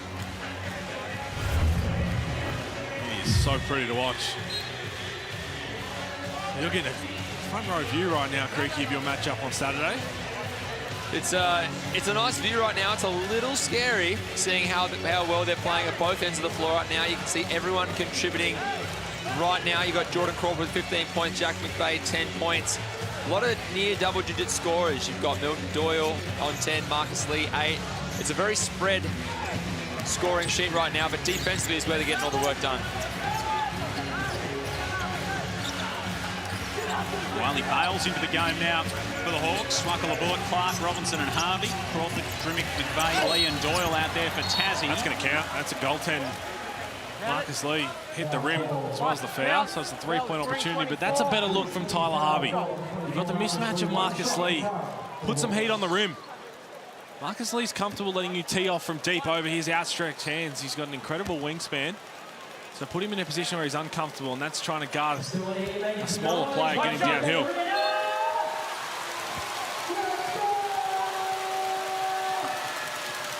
Lee checks out Fabian Krislovic. What a great signing. Was brought in halfway through the season from Melbourne United. Great piece in the locker room, and just wanted to find a way to stay in the NBL and stay in Australia. Loves it here. Gets married next year, so he fits the Scott Roth bill. Said the NBL was addictive. That's probably a fair shout. Well, he's got, I'll tell you what, that wedding guest list for Marcus Lee is impressive. You've got Karl Anthony Towns, you've got Devin Booker, you've got Julius Randle, his Kentucky teammate. You've got Isaac Humphries, obviously. He's a very good mate. Hell of a celebration. Clark trying to force his way inside, just burrowing into the chest of Krislovic. I don't mind this from the Hawks. Showing something different, playing small. Gary Clark, an undersized 5 right now. Instead of Lockie Albrecht as that first sub off the bench. So 22 points the spread. Doyle gets to the elbow and laces it. He's so good, Milton Doyle. I mean, for all the... You knew when you were signing him, he was going to be good. He must be stoked that he's provided what he has to this Tassie team. And I think when you have a second year at a franchise or any club around the world, you feel that you're now a wanted player. You're not just coming in for one season and filling a gap in a roster. You've come in, you've proven yourself in this league as an absolute star. Now he's coming back and he's saying, you know what, I know the league, I know the players, he knows the tendencies that's going on, he understands how teams are playing him, what he can do here, and we're seeing the absolute fruits of his hard work right now in the off-season, and you could be more proud of someone coming back into a JackJumpers franchise like Milton Doyle. All NBL last season, averaging 17.2 points a game. He's up to 21 in the early part of this year as Clark strokes it from downtown. Had the connection through the Chicago Bulls program and Damien Cotter, who was an assistant there, and Mark Radford as well, the Tassie assistant coach. Big shout out to Mr. Damien Cotter. So under-19 World Championship coach for Australia. That brings back some memories. Little tour to Italy, we had a lot of fun. Camp memories. Betting some euros in a Italian slot machine, I think, Pete. Oh, no, that was me. I'm thinking of Ozcam memories with the was it Flight Plan we were watching? Yeah. Jodie Foster movie, I think it was. Probably Snakes on a Plane or something silly. Something like that. Old Rezzies too for the Ozcam people out there. Old Rezzies, no new Rezzies for us at that time. The metal wall heaters keep you warm at night. The chilly nights in Canberra. They get pretty cold. 66-45. Let's go courtside. Kelsey Brown. Some of that frustration just starting to boil over a little bit for the Hawks. Yeah, Dan Greeder's pretty frustrated down here. Wants to get back in the game, but I really enjoy that at the moment. I feel like the passion needs to come out of the Illawarra Hawks if they're going to fight back. Well, it does, and again, it's a fine line because if you're Jacob Jackomas, you're like, where was this when we were down just 10 or 15 points early on? When we were down 24. It's kind of not going to help the situation. And again, it could lead into another style. Gary Clark knocks down back-to-back threes. Now, if any positive to come out of this game, it's the emergence of Gary Clark, because comes in with a big reputation, has NBA experience. It's been a little slow to get going, and this might be the game that turns his season around. 16 points, 6 of 11, 3 of 6 from 3. Now, at the moment, he's turning it around. He's nearly played every single minute of this game, and you need him to play and step up. He was good against us, against Southeast Melbourne, but right now we're starting to see the inside-outside game, and it's going to open up even more because he's a great athlete. Finish around the basket. Beautiful move from Jack McVeigh on the other end. Haleska sliding across the floor. Here's Albrecht. Pass into the corner for Wiley Bales. He sizes things up. Doyle, who else, with the rebound. 24-point lead. It was 26 at the half. It was only 5 at quarter time as Bales fouls Crawford. Craig, what's more, I would say, puts fear into an opponent ball. What's more dangerous to you? A player who doesn't say anything and just goes about their business, and even if you trash talk or whatever, like Milton Doyle, and it's just going to be that kind of closer and that kind of weapon, or someone who, when you talk to, just flicks the switch and starts to really put the heat on? I think it's I mean, what's the lesser of two evils? Do you want to hear about it, or do you just want to cop it? At the end of the day, both of them don't feel good at all. Someone like Milton Doyle, if he is someone of a quiet nature, and then all of a sudden he starts talking to you, you know you've done something wrong. You know you've made a mistake. You know that meant something to him beyond just that moment. And I think in that case, I'd rather be silent assassin Milton Doyle. Another for Crawford. He's leading the charge for the JackJumpers. 17 points for the import point guard. And that margin is back out to 26 as Jacob Jackomas opts for the snooze timeout. 73-47. Jack McVeigh's been prominent. He's got 12 points. He's been a constant improver in the last few years, and he spoke at the NBL Blitz about how he defines success. For me, this off-season, I really had to question, like, what's a successful club and what do I want to be part of when I consider success? And for me, it's not winning the championship, because you can still have a successful season, club, team. For me, it's when guys enter, do they leave in better situations? Do guys get to keep playing their careers, or is it a place where people go to die? And, you know, we look at situations where Isaac White signs a 2-year deal, Kenny's doing well, Jared Weeks retires and goes into coaching jobs. You know, we're bringing in dudes and they're leaving in better places or staying as a better player, bigger role, and to me that's success. And I think we've got a program down there that will do that regularly for, you know, not just basketball players but for coaches, the staff, for the whole group, and I think that's pretty special. He's an interesting character, Jack McVeigh. He's a big picture thinker. You can hear it in the way that he talks there. Either of you follow him on Twitter? Well, both good mates with him. Yeah, both. Your teammate. I do love Jack. I love what he's about. I do not actually have Twitter, so I can't comment. Okay. Pete, what about you? I have X. Sorry, guys. I've moved on. Yeah, you guys living in the past. Thanks, Elon. Shows what I know. He is, but again, that whole outlook is the way he lives his life in terms of happiness. And you talk about building in a new franchise down in Tasmania.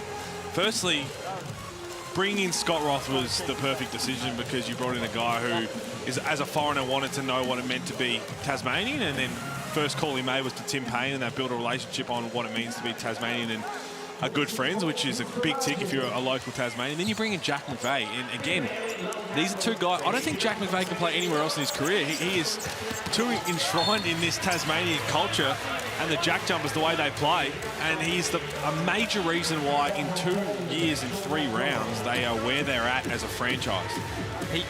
He's a great character, right? Are you talking about Twitter? Saw him over in Adelaide before, of course, he came to Tassie as well. In terms of what he brings to the table, big picture, I think NBL fans need to follow him on X. Yeah, no, I heard Liam say X the other day. I'm sticking with Twitter. This was his tweet the other day. Okay. This had me a little bit shook. My first piece of advice to athletes want to be a pro one day, not me, so I don't fit the bill there. But this is his first piece to advice to athletes wanting to be a pro one day. Make your bed. If you don't start building discipline into your life early, there is no hope. So thanks, Jack. I've got no hope. Yeah, I can't remember last time I made my bed. How's that? You wake up at 8 o'clock in the morning, you see that from Jack McVeigh, and you go, yeah, great, thanks. Are you a bed maker? You know what's actually crazy? I truly believe that as soon as you wake up, you get up, you have a shower, you come back in, you make your bed. You set your little plush toys, whatever you got on there, you put your little bed shorts back on the pillow, you fluff it off, you open your window. Well, it works for this man. And that's how you start to build good habits. You go down, you have your shower, you brush your teeth, you get in a routine. You start a routine early, it's going to carry over into every facet of your life. Training, whatever it's family, relationships, sport, it all plays a part. And what he's teaching and what he's preaching, I couldn't agree more with. My first thing is I go downstairs to my beautiful coffee machine and make coffee. Yeah. And it'll never change, even though I've got a trial, it will never change. So, Jack, I'm sorry. Priorities, I'm with you. 76-52, Joel Peterson, Pete Hawley, South East Melbourne star Mitch Creek. I don't think Jack McVeigh needs much coffee to be the way that he is. I think he leaves energised. Here we go. Here he is again. Not this time. Ready to erupt. For Jack McVeigh. He's actually, the way that he looks after his body. Again, talking to him, we caught the red eye back from Perth in round 1. Tyler Harvey gets downhill, and he's just struggling right now. Here's Tyler Harvey. Was he up the front with you? Well, no, we got delayed, didn't we? We got delayed about an hour and a half, and it was about 1:30 in the morning East Coast time as Marcus Lee puts a lid on it. He's starting to find his form right now, boys. When he's finishing like that, he's up and about talking. It's a dimension that they've never had in this offense. And it's been something that's a little bit different. No Will Magnay at the moment, recovering from an injury, but we'll see him back soon, as we see. But imagine that tandem. When Will Magnay gets back with Marcus Lee, and you've got that kind of length, that kind of athleticism, as your foundation for your defense, they're only going to get better. But Jack McVeigh, I'm not sure if you know, there's a guy in Adelaide, he said when he was there, that a way that he works on his body, he had chronic back pain, and he was out of his garage and he worked it out, and said that Drimmick got on board too. He was doing all these weird stretches at 2 a.m. in the Perth airport.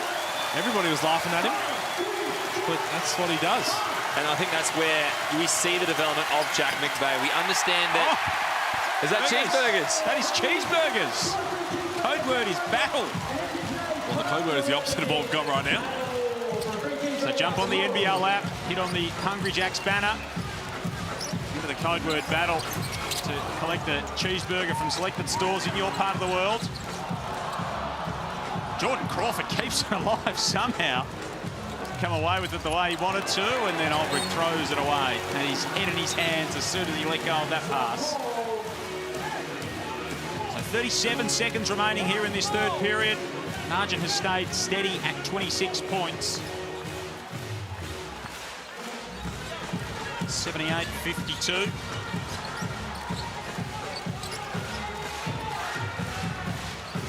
JackJumpers doing it pretty nicely.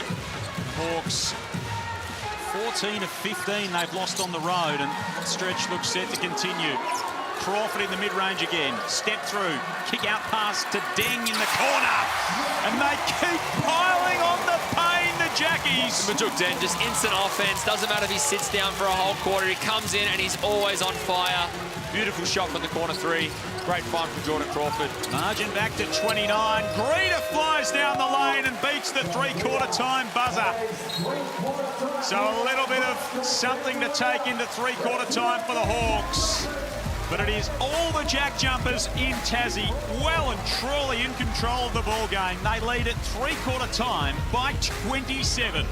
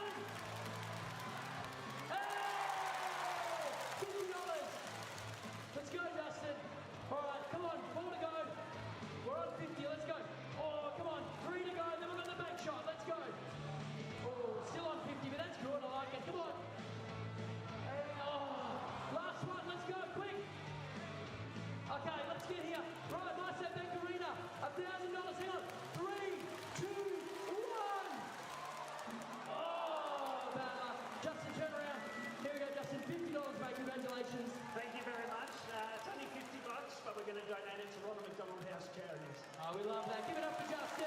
Thank you very much to Marseille Bank for Marseille Bank. I'm a scat man.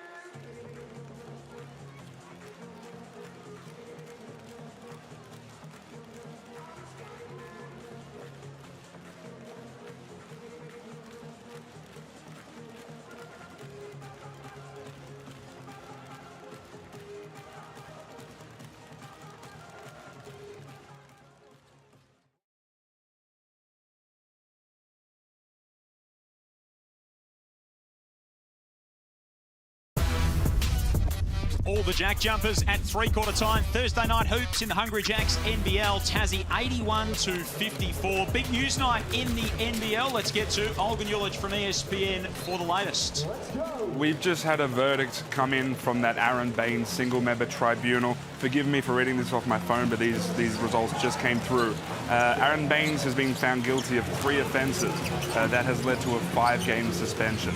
The first charge was for remonstration with referees. So that was when Aaron Baines didn't get a call on that rebound battle, had to be held back by his teammates. His aggression toward the officials, asking for that call, the aggression there is what led to a 1-game suspension.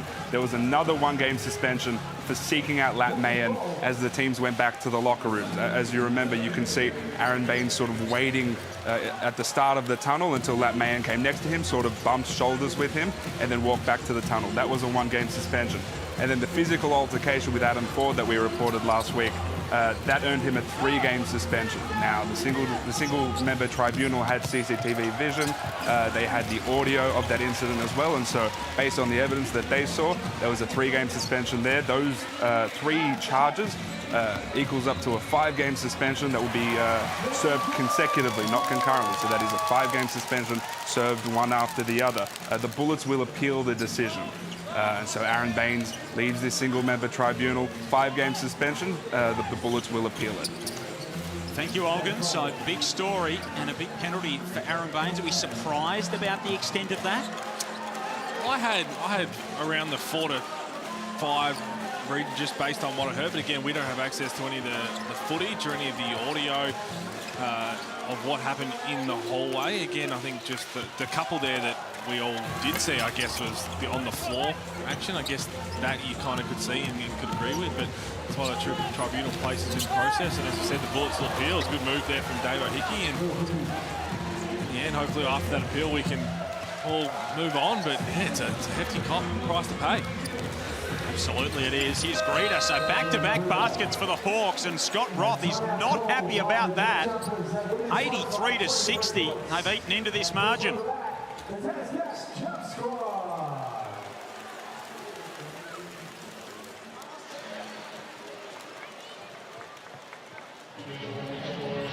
So Scott Roth wanting to talk it over with his team, and pretty quick on the trigger with the timeout. And we saw this in the first half. Illawarra go on a bit of a run. They scored 2 or 3 buckets, and then Scott Roth calls timeout. Tassie come out, 2 great possessions. They get a defensive stop. They come down and hit a 3. You want to try and stop the momentum right now. Draw up a great set offensively, defensively, regroup everyone, understanding the time for the score, but making sure that they execute coming out of this timeout. So 83-60. Margin 27 at three-quarter time. It was 26 after Tassie ran away with that second period. 31-10. That second period. And they still lead by 27 here early in this final period.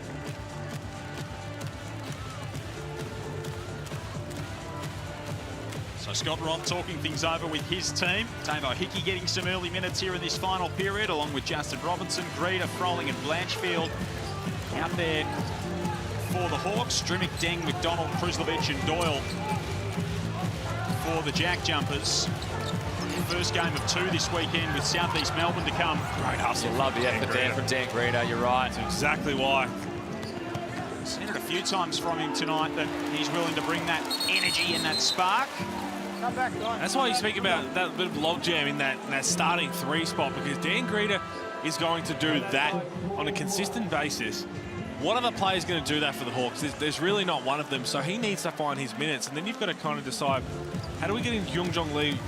We've already seen a small sample size, but based on the resume he comes with, and again, Brian Gorgon loves him. We've already seen a lot of fans love him because he's lights out. Oh, it's Dan Greta in a Tassie jersey. Made a trade real quick from court to stands. It is retro night in Tassie, and that's very retro. And so there's only so much to fit into that little starting 3 spot. It's going to be a very interesting puzzle piece to work with. I don't think Dan Greta would go with the glasses on the court, but he certainly had the hair down, that particular spectator. Here's Doyle. So dangerous in these situations. Working on Greta. 3 on the shot clock for Milton Doyle. Turn around and hit. What can't he do? You know what they say, good defense, better offense. That's just absolutely beautiful by Milton Doyle. Dan Greta couldn't do any more just there. Stays in front. 19-8-4 for Doyle. AJ Johnson's out there for the Hawks. We saw him get some run in the first quarter. Kruslovich taking a hit there. Here's Johnson for 3. That one won't go. So still yet to connect an opening scoring account in the NBL. Had the heave at quarter time, and a misfire there. Foul as Anthony Drimmick picks up some contact. Just about building now. Oh, this last 7 minutes is not trying to compile too many errors, but this Tassie JackJumpers team, you talk about how they made championship series in their first year.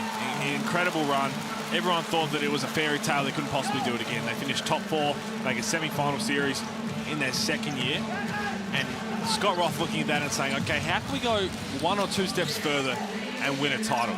They had to get some more offense in the point guard position, so they brought in Jordan Crawford, which is a fantastic signing. And make no mistake, I've spoke about this already.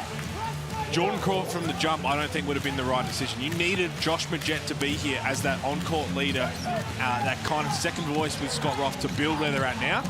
And then bring in some of the bench unit to really help with tick the scoreboard over and buy into the culture. But Juk Deng, excellent. Anthony Drumming, excellent. Dan Greer knocks that down. So the JackJumpers are more than legit in NBL 24. Of course, we'll see them again later this weekend as well. Saturday evening, John Cain Arena in Melbourne. Take on Mitch Creek and the Southeast Melbourne Phoenix. Juk Deng straight away, 3 rattles around it in. Just beautiful offense. Understanding the double teams coming, hard show. And Juk Deng just continuing his fine form of shooting the ball. Reader's shot won't go. Froling rips it down. He's met with some contact. Take a look at the Harvey Norman replay of Juk Deng using the full apparatus. Just the unselfish nature right there. Understanding and reading the defense. 2 to the ball. Find the open man. You can't leave someone with the caliber on the Harvey Norman replays. You see Juk Deng with another wide open 3. He only shot it at 29% last year, Juk Deng, but every other year in his career he shot it at least 36%. He was 2 of 6 coming into tonight, and he's hit a couple so far this evening. Oh, really handy piece. Just a really handy piece. We saw he came in off the World Cup with South Sudan. And again, you talk about exactly what the JackJumpers need to bring in off the bench, and it's a guy like that. He's got the length, he's got what he can do on the defensive end, but to come in and space the floor and just be a different dynamic, it's perfect for them. They've really done a good job of bolstering that bench unit and guys to fit into the culture. It's part of that 2018 36ers team. Sorry to bring it up, Frankie. It's a beautiful time. We had a very good season. Unfortunately, we didn't get all the chocolates. Pete Hawley saluting to nobody in this studio right now. Still got my chocolates. Always rub salt in the wounds, you do, Pete. I didn't mean to bring it up. You forgot, did you? I'll just cross that out on my notepad. But again, you want to talk about Scott Roth recruiting like people first, and he likes to get the guys who want a second chance or a new environment. Juk Deng came down and is really relishing it.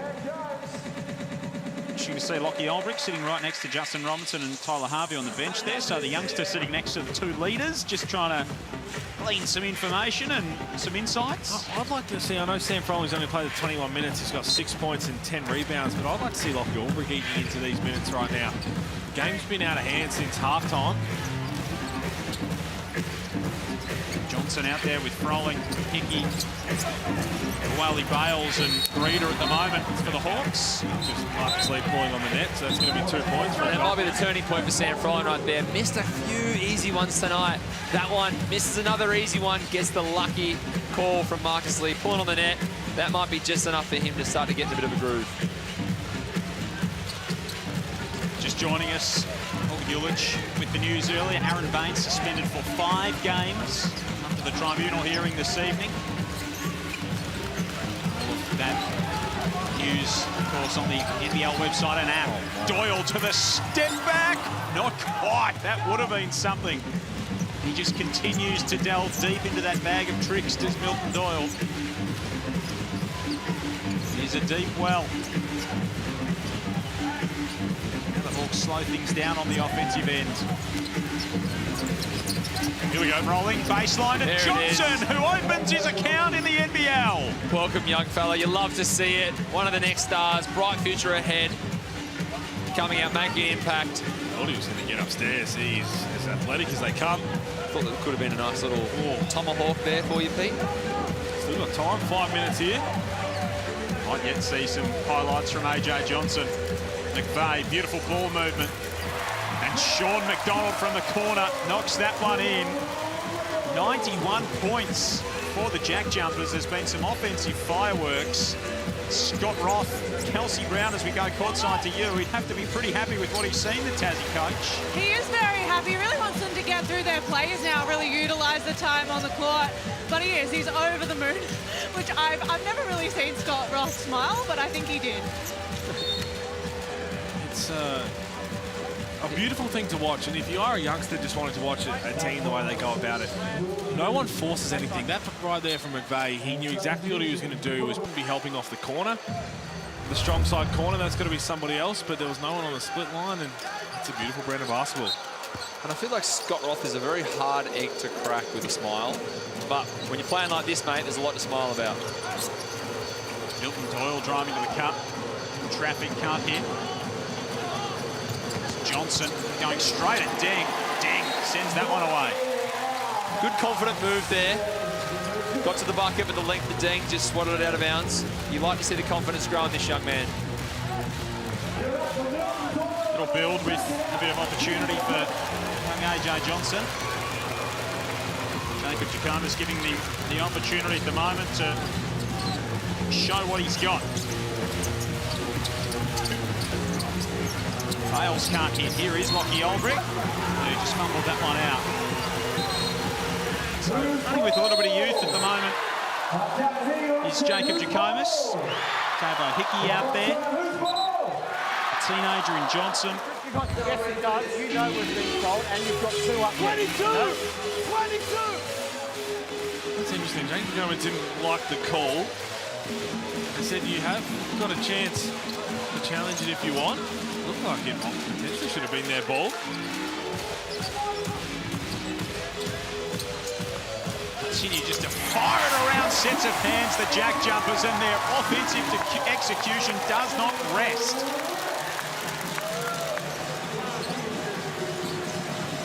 Up to 94. They've never scored more than 103. And they've got 3.5 minutes to get to that. I reckon they might set a new record tonight here, mate. Bales at the free throw line, splashes that one in. They are certainly on base creaking.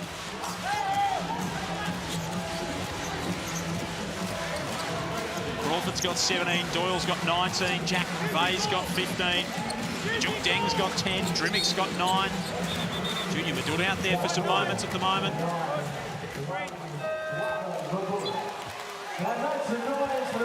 have really put on a very powerful offensive performance, Tasmania. And consider that the 2 games that they'd won coming into tonight, they'd scored 80 points to win. So they got beaten when they scored 95 in the opener against Perth by 6. 80-72 against Sydney, and then 80-75 against Melbourne United. 2 of the more sort of trademark JackJumpers results as Walter Brown checks into the game, the DP, championship winner in the off-season with Canterbury in the New Zealand NBL, alongside Corey Webster. Some run out there with Madud, McVeigh, Deng and Sean McDonald. Speaking of the Websters, we'll see Ty Webster tomorrow night. So he's been cleared to play against Melbourne United for the Perth Wildcats. That's the 2nd game of our Friday night doubleheader here in the Hungry Jacks NBL. Brisbane and Sydney kick things off. And of course, Brisbane won't have Aaron Baines, who will miss 5 games with suspension. And just having a look at my little chart here, he'll miss games against Sydney, Melbourne United, the Phoenix, Perth and Tassie, and then return for the South East Melbourne Phoenix. Oh, beautiful. So welcome back, Aaron. We miss him for 1, which is nice. We're lacking 5s at the moment. We've got a couple of them. You played a bit of the 5, didn't you? I was in the jump ball to start the last game, and safe to say I barely jumped over a 20-cent piece. You've lost your athleticism a little bit. Silly. Did you see my highlight dunk? Since the days of... I'm sure you would have re-X'd it. Is it re-X'd or retweeted? I don't even know what X is anymore. Repost. What the kids are going with, I think. Great to see some of the young guys coming in. Lockie Barker, Walter Brown for the Tassie JackJumpers. Fans love it. All the locals love getting behind these guys who may sit at the end of the bench. Maybe they don't get all the limelights, but every day at training, I know for sure Scott Roth is running these guys against the starters, and they're always going to hold their own. We had some of these guys in our teams over previous seasons. Lockie Barker was a very exciting player, Sean McDonald, and we're now seeing what they're doing. Lockie Barker, the Tassie product. Here's Juk Deng. He knocks down the first one. 13 for him. It's the mustache for me, mate. If I could grow one, I'd do that, but I can't. I'm with you. You can get the mustache going, Pete. What do you reckon? If you just thought about a little Movember action, it's don't even like shave it all off. Just shave what you have now and then just let it grow. It's scary. Pirate Pete will actually be a really classy name for you for a few weeks. AJ Johnson running a little bit of point for the Hawks. 28-69. Hickey can't get the first one to go. Tried to clean it up and was fouled on the way through. So how much of a concern is the defence for James Jacob to come? It's big time. Again, we've only seen a few games for the Hawks, but defensively, it is a giant worry. I mean, you mentioned the Phoenix last week and the way they continue to put points on the board without a true centre. They were playing both Creek and Craig Waller at the 5. You expect that Sam Froling, Lockie Albrecht, Gary Putt, these guys can hold down the paint. And it was Creek, it was Will Cummings, Gary Brown, but whenever they wanted to score, they just turned the corner and got downhill. And offense is one thing. That'll come when you've got a new team and you've got a lot of players trying to find their role. But defensively is a big concern. There's no doubt about it. In the NBL, the numbers don't lie. If you're not holding a team to around 81, 82 points a game on a consistent basis, you're just not going to be successful in that year. Yeah, we're a little away from that at the moment, Pete. I can say that, you know, we won 16, but you're right. This Illawarra team has the potential to be really dangerous offensively, and once they get it all together, they're going to be a real tough team to handle. Junior Madut flying to the cup to get them up to 100. So 100 or more a couple of times now for Tassie. 103. That high watermark for them, and still 2 minutes to crack that. And this is why I said that, I mean, there's no such thing as the underdogs anymore for the JackJumpers, because they've never started a season like this. They were 2-7 to start NBL22 in their inaugural season. We know how that finished out. And last year they were 0-3, playing their 4th game like they are today on this floor at halftime, down 18 to Brisbane. They came back and won that game and then turned their season around. So this is the best start for them. They'll go to 3-1. They can try and build something really special, and they do it on the back of their defense, but their offense is a different breed in NBL24. Here's Barker, Deng outside, can't connect. Walter Brown rips it down. And they'll recycle the possession one more through Lockie Barker, the former Melbourne United product. We just need two more scores right now to set a record for the franchise. Plenty of opportunities, Creaky. We're getting them up. Junior Madut, we know, can stroke it from downtown. Your former teammate. AJ Johnson comes up with a steal for the Hawks. Most points ever scored on this floor is 106 by Cairns. So, chance to set a couple records here. Wally Bales to the free throw line. That one won't go. No, actually, what they have done is they've set a new record for threes made in the nest on this floor. Let's go, fellas. Last time was 17 on 22nd of October last year against Perth. They've hit 18 of 40 from deep. Just piling up the records. So it's been a real team effort. The 103 was against Perth. That was the 22nd of October last year. That 106 that Cairns put up on them was the second game of last season. So in that... That was a third quarter onslaught as well. They went ballistic, did the Taipans. 21 assists as well, just to 12 turnovers. It's just been an absolute clinic. They've shot the lights out tonight, Tassie. 53%, 45% from downtown, and a record breaker, as Pete told you, in that regard. Junior Madut gets inside and brings them within one. 31 points, the spread, been as big as 32 in the ball game. Johnson with the outlet pass, and Hickey wanted the call and got it. There's plenty to build off for Tasmania and for the Hawks. I know Jung Lee and Mason Peatling. Especially Peatling, you talk about a guy who's in a trust circuit who go in there and do the dirty things. It would have been nice to have his availability for this one. Pete, I say this with the utmost respect. The Hawks have Adelaide on Saturday. Adelaide are 0-4. You don't think both teams will be desperate? I think they're going to be fighting for a victory, those two. They'll be scrapping, they'll be fighting, they'll be clawing. No doubt about it. Again, it's just things they need to sort out. That's 14 of 22 from the free throw line. So everything that could go wrong has gone wrong. Really for Illawarra. They look dejected on the bench right now.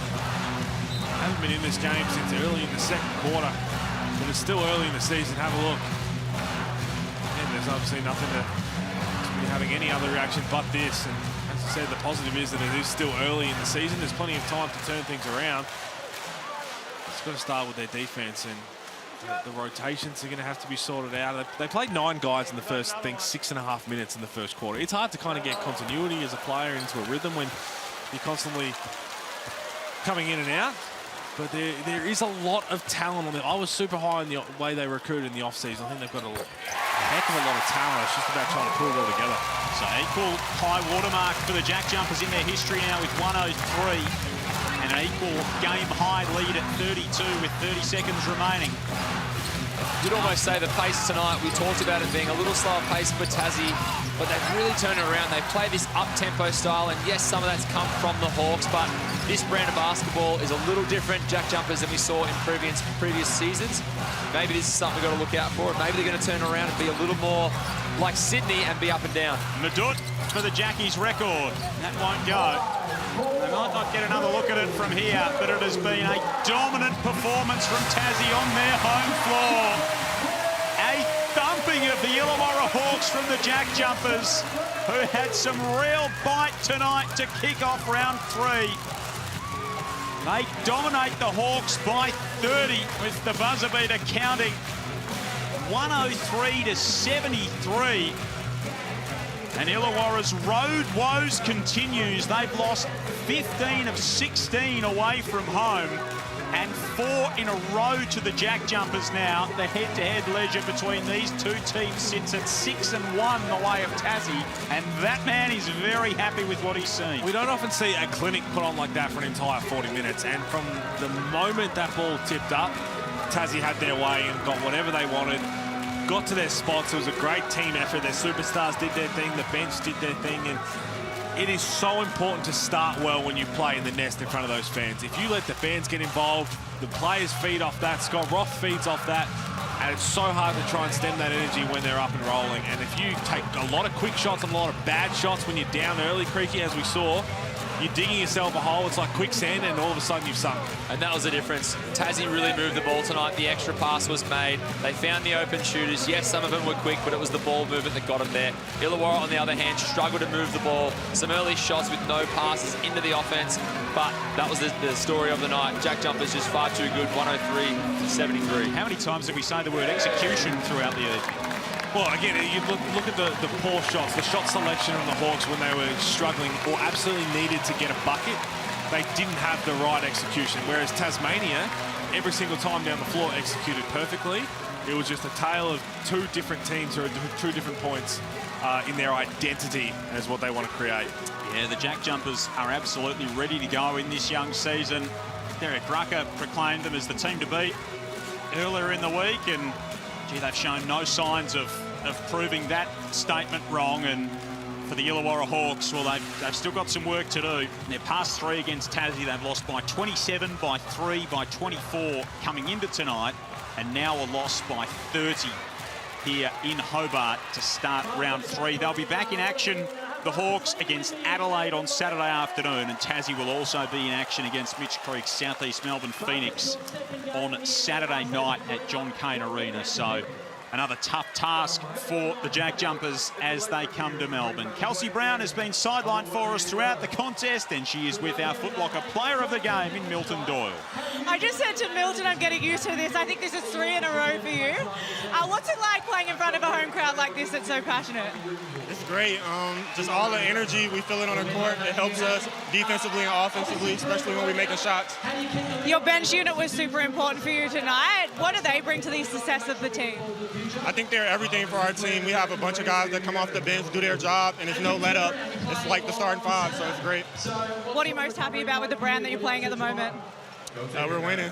That's all I can ask for. As simple as that. Thanks for your time. Thanks to Milton Doyle, our Footlocker player of the game. He put on another epic performance tonight.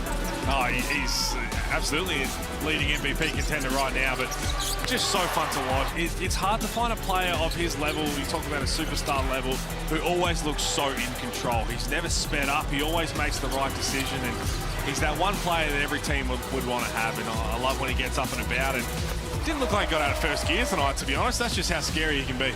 Yeah, he was so dangerous, but you look at some of his stats here. I mean, 19 points of 7 of 15 shooting, but it's his plus-minus.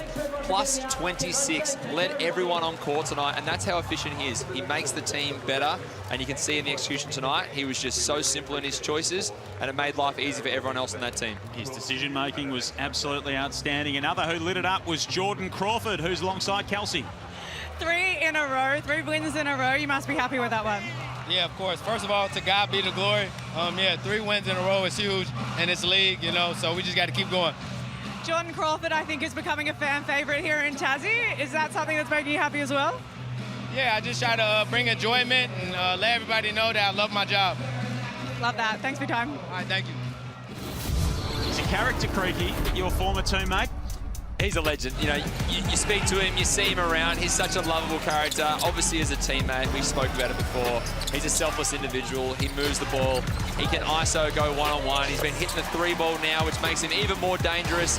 But when he's playing in such a good space, and obviously we all know that Tasmania is a place where guys come and they thrive, I think we could see someone like a Jordan Crawford there for multiple years if he keeps this kind of play up. And that's a scary thought, because you hear the way he speaks about Tasmania and this program and playing for these fans. You hear the way Milton Doyle talks about it. If they keep this group together for a few more years, look out. Scary prospect because they keep getting better. So too does Jack McVeigh, who's sold it up alongside Kels. Jack, I spoke to Milton Doyle about what is making him happy about your brand. What's making you happy about the brand that Jackies are playing at the moment? It's team basketball first and foremost, and then secondly, we have fun. I mean, that's why I play this game, is I love doing it every single day, and when you're surrounded by a great group of dudes, it makes coming to work and playing in front of these fans very, very fun. You're back off to Melbourne to play Southeast Melbourne Phoenix. What does it look like to recover over the next couple of days? Yeah, it's short and sharp. I mean, we fly out tomorrow, but tonight it's good sleep, good food, drink lots of water. It's pretty simple, and then we'll be good to go and competing on the other end. Enjoy the win. Jack McVeigh with Kelsey Brown, Tassie dominant winners, and they are top of the tree to start round 3. 3-1 the JackJumpers before a clash with Southeast Melbourne on Saturday. We'll be back to break it all down. The Jackies 30-point winners over the Hawks next.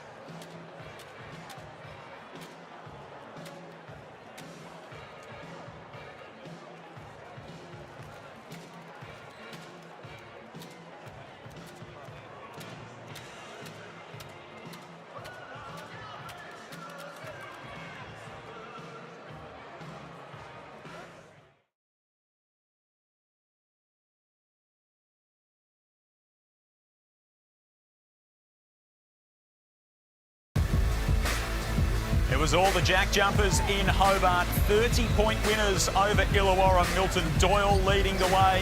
They all got involved along the road for Tassie. Some beautiful ball movement and their offensive execution absolutely outstanding. Just what you've come to expect from a Scott Roth coach team, and they're pretty happy with what they delivered to kick off round 3 in the Hungry Jacks NBL. Why wouldn't you be? A 30-point win, they go to the top of the table, 3-1 in this young season. Let's take a look at our Hungry Jacks highlights. They did it in pretty fine style, Creaky and Bulls. For really after quarter time, they were well and truly in control. Yeah, they were, and look, when they move the ball and they share it like they did tonight, everyone eats at the table, and that's the beautiful brand of basketball that Scott Roth has instilled in his group. You can see guys tonight, Jordan Crawford, Milton Doyle, but it's the auxiliary guys. Sometimes it's not always the Jack Days, but it's the Anthony Drimmings, it's the Majuk Dengs. Those are the guys that are going to make big plays in big moments when sometimes the defense has always shifted to some of these stars.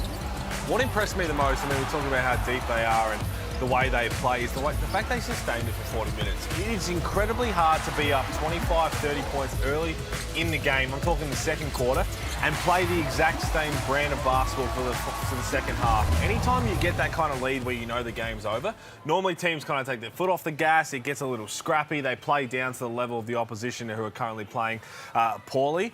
Tassie continued to execute, they continued to lock in defensively, and that's what makes a championship-style team. If you can sustain the way that you play, that basketball identity, no matter what the scoreboard is, good things are going to happen. So I think Scott Roth will be impressed with that. And they got contributions from, as you said, Creaky, not just the stars, but Majuk Deng comes off the bench and he shoots the ball well. 14 points for him on 4 of 6 shooting. So that depth is certainly there for them this season. Yeah, you're right. Someone like Majuk Deng sometimes gets overlooked. He's 6'9", 6'10". He's a good athlete. He can go both ways. He shoots the 3, passes the ball. Right here, you see the great footwork for the spin. He just knows how to play the game. And when someone like that is coming off your bench, just happy to play a role, he can also be a guy that has 20-point nights, as we almost see tonight with 14 points. But when he accepts that role, they're going to be so dangerous. And then it's the next guy up as well for them, like an Anthony Drimming as well. Yeah, I'm not sure too many teams at this point in the season already have such defined role clarity. If you ever look at the Blackmore shot chart, it's always good when you've only got 2 X's on there and you're scoring in double figures from Majuk Deng. They have role clarity already at this point in the season, which is only going to help them really make a run at this title, and they are sleepers no more. They are legit. Absolutely they are. A couple of other teams that are legit go head-to-head tomorrow night. Second leg of the doubleheader is Perth and Melbourne. It starts with Brisbane and Sydney, so 2-1 teams going at it. And it was a great start for Tassie to round 3 of the NBL. 30-point winners over the Hawks. On behalf of myself, Joel Peterson, and all of our team, good night from Hobart, where Tassie opened round 3 in style.